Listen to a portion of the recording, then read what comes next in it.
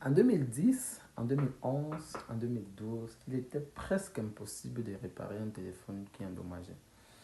Il était presque impossible de récupérer un téléphone qui est presque mort, surtout pour nous, Africains.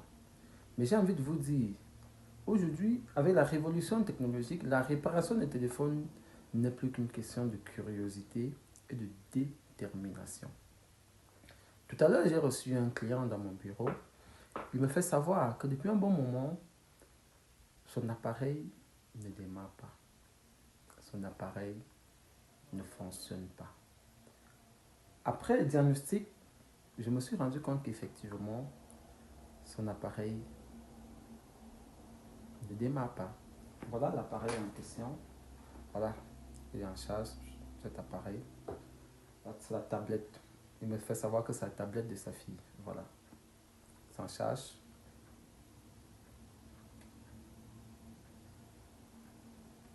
Il n'y a rien. En principe, lorsqu'on met un appareil en charge comme ceci, si le chargeur n'est pas endommagé, on doit voir le symbole de la batterie là. Même si la batterie est tellement faible, on va voir ça là. Et après, avec les lignes rouges, une façon de dire que la batterie est tellement déchargée, même si ça ne charge pas. Donc quand vous mettez comme ça là, ça doit apparaître là et repartir. Mais cet appareil ne présente aucun signe. Dans cette courte vidéo, je vais vous montrer comment réparer vous-même le problème de charge de votre téléphone, qu'importe le modèle de votre téléphone, qu'il s'agisse des Turonco, des Android, des iPhones, qu'importe le modèle de cet appareil que vous avez, sans pour autant avoir au préalable fait une formation dans la réparation des téléphones portables, sans pour autant avoir au préalable les prérequis en électronique. Si vous me découvrez pour la première fois, je suis David, enseignant, expert en réparation des téléphones portables et promoteur de David Elect. La stratégie après le spot.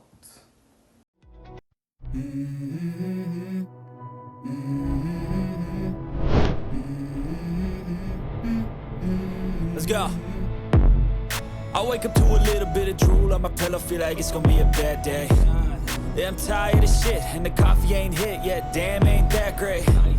I don't wanna go to work, cause my boss is a jerk, and I'm not even that paid. I need a change in my life, cause I don't feel...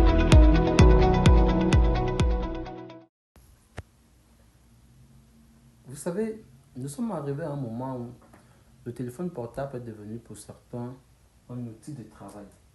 Le téléphone portable est devenu pour plusieurs le matériel de travail. Du coup, il est important de savoir au moins gérer certaines petites pannes qui ne nécessitent pas du gros matériel. Vous voyez. Pour ceux qui vivent dans des pays un peu développés, le téléphone portable est devenu nos pieds, nos yeux. Si vous avez une entrevue quelque part et que vous ne connaissez pas l'endroit, ou vous devez travailler quelque part, vous ne connaissez pas, vous n'avez pas la carte de la ville en tête, vous vous servez de la map de vous qui est dans votre téléphone. Il est donc important que vous soyez au moins capable de réveiller votre téléphone qui est mort. Figurez-vous, avant de dormir la nuit, vous avez laissé votre téléphone en charge, il était à 4%. Le matin, au réveil, vous vous rendez compte que votre téléphone est éteint. Il n'a même pas chargé. Et là, vous prenez le chargeur, vous remettez en charge, ça ne signale même pas. Vous essayez de démarrer, ça ne signale pas. Quoi faire? Est-ce que c'est le moment, vous vous êtes réveillé à 6 heures, est-ce que c'est le moment d'aller chez un réparateur? Pourtant, quand vous regardez même sur la map, on vous dit que sa boutique sera ouverte à 9 heures. Vous faites comment? Pourtant, vous avez un travail important à cette trame. Vous faites comment? Donc, avant de vous présenter comment résoudre ce genre de problème, il est important de savoir qu'est-ce qui cause ce genre de problème.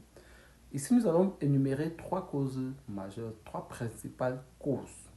La première cause, la première chose qui fait en sorte que vous mettez votre téléphone en charge la nuit et que le lendemain, ça n'a pas chargé, c'est la saleté.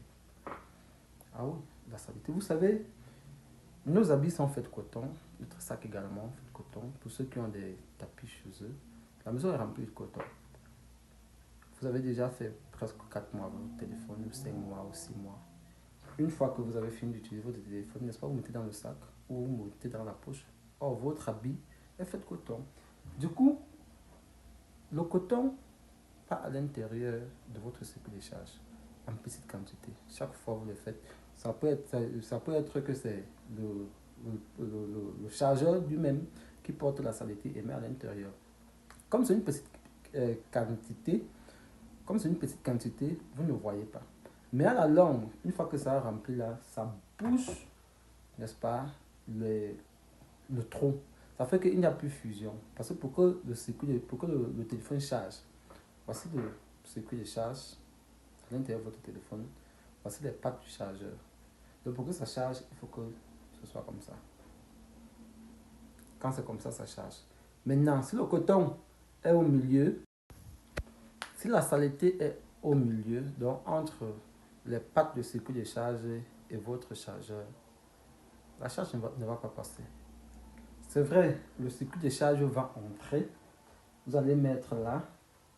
Ça va entrer comme ça entre là. Mais ça ne va pas charger. Vous allez prendre. Vous mettez là. Le circuit de charge entre normalement. Mais votre téléphone ne charge pas. Il ne charge pas pourquoi? Parce que il n'y a pas fusion. Vous voyez. Parce qu'il y a de la saleté qui empêche le transfert. Il y a de la saleté qui empêche le transfert. Ça, c'est la première cause. La deuxième cause, c'est votre chargeur. Vous avez mis votre téléphone en charge la nuit. Le matin, vous vous rendez compte que votre téléphone n'a pas chargé. Vérifiez d'abord votre chargeur. Parce que, comme tout être humain, les appareils aussi ont une période de vie, ont une durée de vie. Du coup, vous pouvez vérifier d'abord votre chargeur pour savoir s'il vit encore ou pas. Il peut s'agir de votre boîtier ou du cordon de votre chargeur. Vous voyez un peu. Donc, voilà les deux principales causes. Soit c'est le chargeur, soit c'est la saleté à l'intérieur de votre circuit de charge. Et la troisième cause majeure, c'est le circuit de charge qui est effectivement gâté. Vous savez, plusieurs personnes, pendant qu'ils mettent leur téléphone en charge, ne contrôlent pas le sens. Voici ce que nous faisons généralement. On prend comme ça là, on est déjà épuisé, on met, ça bloque. Quand ça bloque, on force. Or, avant de forcer, il faut regarder au moins le sens. Si vous mettez du mauvais sens, mais quand vous forcez là, vous pliez les pattes de charge. Vous mettez comme ça là. Ça doit aller comme ça. En fait, ça doit aller comme ça. Mais si vous prenez par exemple le chargeur et que vous mettez de ce sens, ça ne va pas entrer. Et quand vous forcez, ça plie. Ça plie. Et comme ça plie, ça va entrer, mais ça ne charge pas. Ou alors, comme ça plie, vous avez forcé, ce n'est pas entré, vous avez regardé, vous avez tourné pour mettre du bon sens, du bon côté. Or, vous venez de plier quelque part. Vous allez mettre cette fois-ci, mais ça ne va plus charger. Voilà les trois principales causes. Voilà ce qui fait en sorte que votre téléphone ne charge pas. Maintenant, passons aux solutions. Comment résoudre ce genre de problème? Avant de résoudre ce problème, je vais énumérer ici le matériel dont vous aurez besoin pour réparer vous-même votre téléphone. Et ce matériel, vous l'avez déjà à la maison. Il n'est pas question de dire que je ne sais pas où le trouver. Le premier matériel, ça c'est l'épingle. Je crois que tout le monde a l'épingle à la maison. Si vous n'avez pas l'épingle, vous avez au moins des guilles. Vous avez au moins des guilles à la maison. Si vous n'avez pas les guilles, vous avez au moins les coiffes des femmes. Les coiffes que les femmes attrapent leurs cheveux avec là. Vous avez au moins ça. Ça, c'est le premier matériel. Le deuxième matériel, la brosse à dents. La brosse à dents, pas celle que vous utilisez pour vous brosser, mais une brosse à dents que vous n'utilisez plus dans votre bouche. Et le troisième matériel, c'est le pétrole. Si vous avez le pétrole, je crois que vous pourrez avoir le pétrole. Si vous n'avez pas le pétrole, vous utilisez l'essence. Et le dernier matériel, en fait, soit le lotus, soit le coton-tige, soit le papier à table, soit les papiers hygiéniques, tout ça. Vous voyez. Maintenant, comment faire?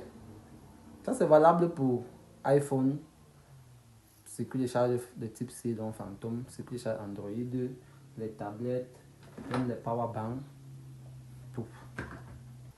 la première chose à faire, c'est de changer le chargeur. Si vous vivez dans un endroit où quelqu'un utilise le même chargeur que vous, demandez-lui simplement son chargeur et mettez votre téléphone en charge. Si vous mettez en charge et que ça charge, ça veut dire que votre problème était le chargeur. Maintenant, vous allez vérifier si c'est plutôt le cordon qui est endommagé ou si c'est plutôt le boîtier qui est endommagé. Du moins, là, vous connaissez au moins le problème. Vous achetez simplement un nouveau chargeur, vous chargez votre téléphone avec le problème est résolu. Maintenant, si vous avez utilisé un nouveau chargeur et que malgré ça, votre téléphone n'a pas chargé, alors qu'est-ce qu'il faut faire?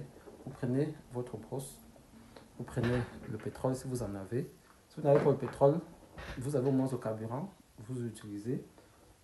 Qu'est-ce qu'on fait? On prend le mouchoir de tape ou le lotus ou papier hygiénique, n'importe quoi. Vous voyez? Quel est son objectif?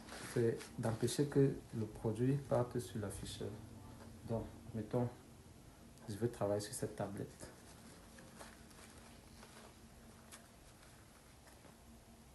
C'est l'afficheur ici.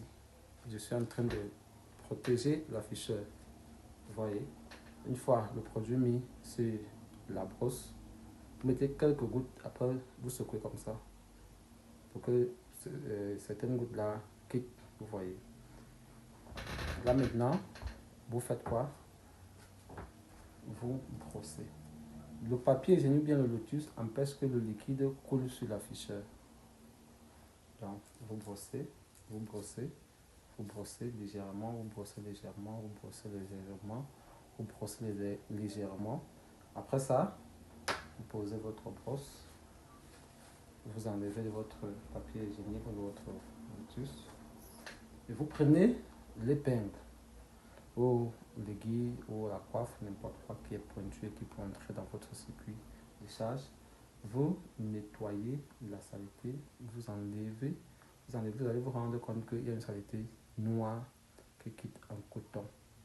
Vous voyez, ça peut être la suie, ceux qui sont dans les endroits où on travaille trop avec le bois, tout ça. Donc vous enlevez, vous enlevez. Et ça c'est valable pour tout téléphone, iPhone, Samsung, tout type. Circuit de charge Android, circuit de charge Phantom, circuit de charge iPhone. Si vous avez changé le chargeur de votre téléphone et que malgré ça votre téléphone ne charge pas, alors changez, nettoyez simplement le port de charge ou le circuit de charge comme je viens de vous présenter là et vous serez surpris de constater que votre téléphone charge. Vous voyez, vous serez surpris de constater que votre téléphone charge. Est-ce que c'est bon? D'accord. Si la vidéo vous a aidé, ne la gardez pas avec vous, partagez-la. Ça peut aider ceux comme vous, comme moi, nous qui utilisons des téléphones et qui par moment nous pourrons avoir ce genre de problème. Si vous avez fait tout ça, tout ce que je viens d'énumérer là, et que votre téléphone, et que malgré tout ça, votre téléphone ne charge pas, c'est à ce moment exactement que vous pourrez penser à contacter un réparateur de téléphone. Mais je suis certain qu'à 90%, ce que les charges type C, ce que les charges iPhone, ça va fonctionner. Les tablettes qui prennent ce que les charges type C ou Phantom, ça va fonctionner.